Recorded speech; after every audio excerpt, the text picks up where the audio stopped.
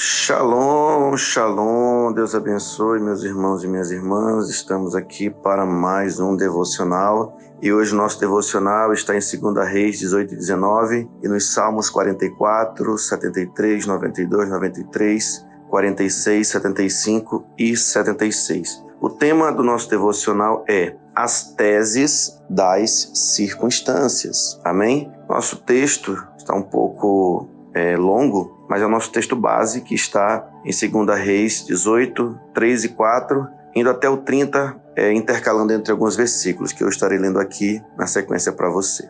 Diz assim a palavra do Senhor. Fez ele o que era reto perante o Senhor, segundo tudo que fizera Davi seu pai. Removeu os altos, quebrou as colunas e deitou abaixo os postes ídolos. E fez em pedaços a serpente de bronze que Moisés fizera, porque até aquele dia os filhos de Israel lhe queimavam incenso e lhe chamavam Neustã. Rabzaquer lhe disse: Dizei a Ezequias, assim diz o sumo rei, o rei da Síria, que confiança é essa em que te estribas? Confias no Egito, esse bordão de cana esmagado, o qual, se alguém nele apoiasse, lhe entrará pela mão e atravessará? Assim é Faraó, rei do Egito, para com todos os que nele confiam. Ora, pois, empenha-te com meu senhor, rei da Síria, e dar-te-ei 2.000 cavalos, se de tua parte achares cavaleiros para os montar. Acaso subiu eu agora sem o Senhor contra este lugar para o destruir? Pois o Senhor mesmo me disse: sobe contra a terra e a destrói.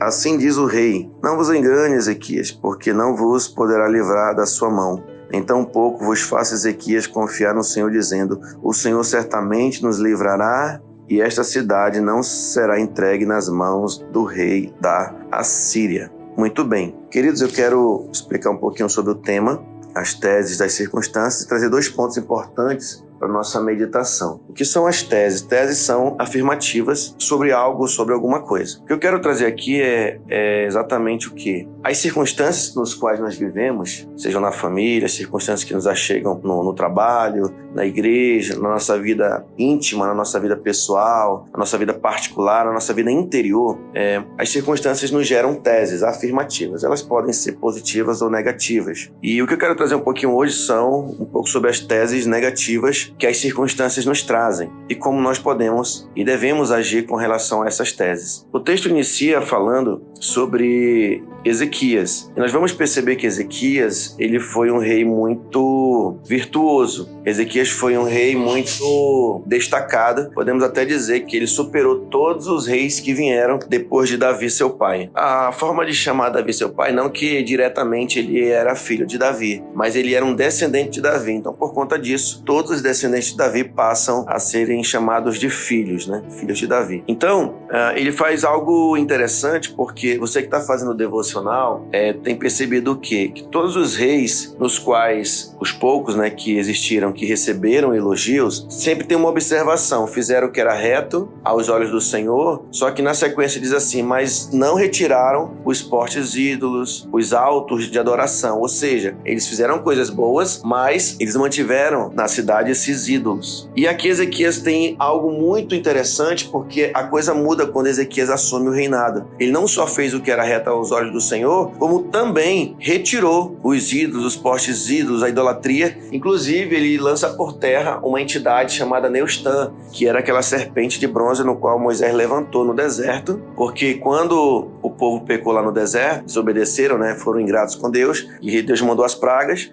contra o seu povo ali, e pediu que Moisés fizesse uma serpente de bronze, e todos aqueles que olhassem para essa serpente seriam curados. E alguém no tempo de Moisés, irmãos, pasmem, nós estamos aqui já muitos anos na frente, algum idólatra ali pegou essa serpente, ou parte dessa serpente, e adorava essa serpente, e virou um culto, virou uma religião dentro de Israel, né? O culto da serpente de bronze, que na verdade era um pedaço, e diziam: olha, esse pedaço de bronze aqui é lá do tempo de Moisés, lá o Moisés levantou. É como se Moisés também tivesse criado uma espécie de culto com relação à serpente de bronze. Pois bem, vamos aqui caminhar já para o fechamento. Isso aqui é só para fazer a introdução. Então Ezequias fez algo muito importante. Isso agradou demais o coração do Senhor e Deus começou a abençoar o seu povo. Entretanto, que aqui que é o ponto que eu quero trazer para a nossa mensagem, para a nossa meditação, que é o centro dessa mensagem, é o seguinte: o reino de Israel já tinha sido tomado e muitos muitos já tinham sido levados cativos já para a Síria, porque o que vai acontecer aqui?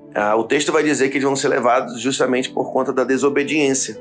Rejeitaram os mandamentos, os juízos, os princípios. Aqui, no caso, eu estou me referindo agora ao reino de Israel. Então, eles foram levados e aí, como o território de Israel é próximo do território de Judá, Judá, na sequência, ficou tomado também para ser levado, ser tomada para depois ser levado cativo. Ezequias mesmo, ou melhor, vendo tudo isso, ele vai ter uma atitude que é dar o ouro ali do templo, que é uma atitude que não é, ele vai agir de uma forma errada, porque era para ele ter orado ao Senhor, pedido uma direção, porque Deus já tinha dado a entender para ele que ele estaria com ele, guardaria ele, e também já tinha falado, e fala sempre pelos seus profetas, que Deus estaria guardando o seu povo. Ele não confia, Ele acaba dando parte do ouro do templo, mas depois vai haver a cidade ali, a região de Judá vai ser sitiada, e aí levanta-se aqui um enviado do rei da Síria para confrontar o povo de Israel, que é um capitão aí chamado Rabizaque. E ele começa a dizer, olha, não adianta você confiar nisso, que não vai dar certo, não adianta você recorrer ao rei do Egito, não adianta você recorrer a isso, não adianta você confiar no seu poderio, nem adianta vocês confiarem em Deus, que não vai dar certo. Olha só a afronta desse Rabizaque. E aí eu já concluo essa palavra dizendo o seguinte, para abençoar a nossa vida e nosso coração. Esse Rabizaque, na verdade,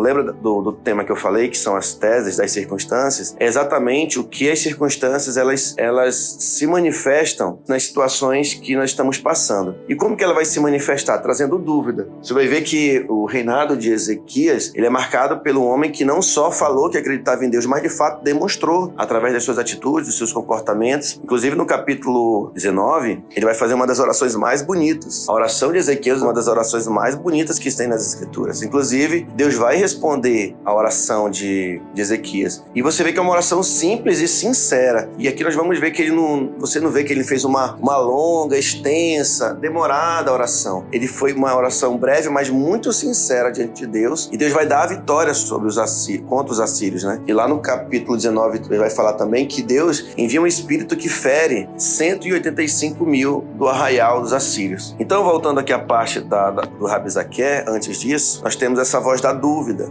Às vezes, nós estamos servindo a Deus e nós estamos firmes em Deus. Só que nós passamos uma circunstância, um problema, alguma dificuldade, e circunstâncias, entenda que é isso que eu estou falando, são os problemas, dificuldades, infelizmente, talvez tragédias que acontecem, situações dolorosas, situações que vão nos impactar, vão trazer dores. Então, essas são as circunstâncias. Então, as circunstâncias, muitas vezes, quando esses problemas acontecem, elas nos trazem esse pensamento, como o Rabizaque falou, olha, não adianta confiar, não adianta nem confiar em Deus, e assim é na nossa vida. Os problemas, as dificuldades, elas vão tentar nos trazer isso, dizendo assim, olha, abandona a igreja, rapaz, isso aí não dá certo, não ouve conselho de pastor não, rapaz, pra que ler a Bíblia? Bíblia não vai resolver nada não. Talvez você não ouve dessa forma, mas você tem um desânimo, e esse desânimo é exatamente essa voz. Você não tem vontade de orar, é como se você não tivesse esperança naquilo. Você não tem vontade de orar, você não tem vontade de ler a palavra, você não tem vontade de ir pro culto, você não tem vontade de adorar. Vem aquela vontade, rapaz, tira a tua vida, nada vai dar certo, entrega logo os teus pontos. Pra que perdoar, rapaz? Que bobagem, fica com essa amargura. Vozes como, por exemplo, assim, você veio pra esse mundo, você não tem propósito não, você é um bastardo, você é um filho desgarrado,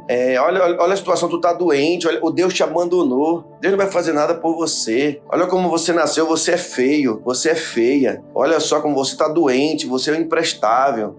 Não adianta você ver Deus que não vai dar certo, entrega a tua vida, se envolve na prostituição, se entrega às drogas. Então o Rabizaque é essa maldita voz que fala ao nosso coração de forma negativa. Como eu falei, as circunstâncias, a nossa carne trabalha, o mundo trabalha e o diabo também trabalha no meio das circunstâncias. Mas eu quero dizer para você que essas palavras são palavras falsas. Essas não são palavras verdadeiras. Não são palavras que vão ditar o seu destino, porque a oração de Ezequias no capítulo 19 mostra que Deus ele só quer um coração sincero, que apresente diante dele os seus medos, suas dificuldades, e ele está pronto para atender o nosso chamado, atender as nossas petições e ser, como diz o livro de Salmos, o socorro bem presente no meio das tribulações. Todos esses salmos que faz correlação a essa passagem de 2 Reis são salmos que expressam confiança a Deus. Por quê? Porque o rei Ezequias, ele fez exatamente isso. As circunstâncias estão dizendo que não, mas existe uma circunstância positiva que a fé nos traz. Ele falou, beleza, tô vendo esse monte de problema aí, esse Rabizaque aí afrontou até Deus, mas Senhor, eu confio em Ti. E na minha oração eu declaro a minha confiança no Senhor, porque Tu és fiel para mudar essa situação. Humanamente olhando, era impossível Israel vencer, mas pelos olhos da fé, uma oração sincera, Deus abriu os céus e deu vitória para Israel. Assim também é na sua vida. Tome posse em nome de Jesus.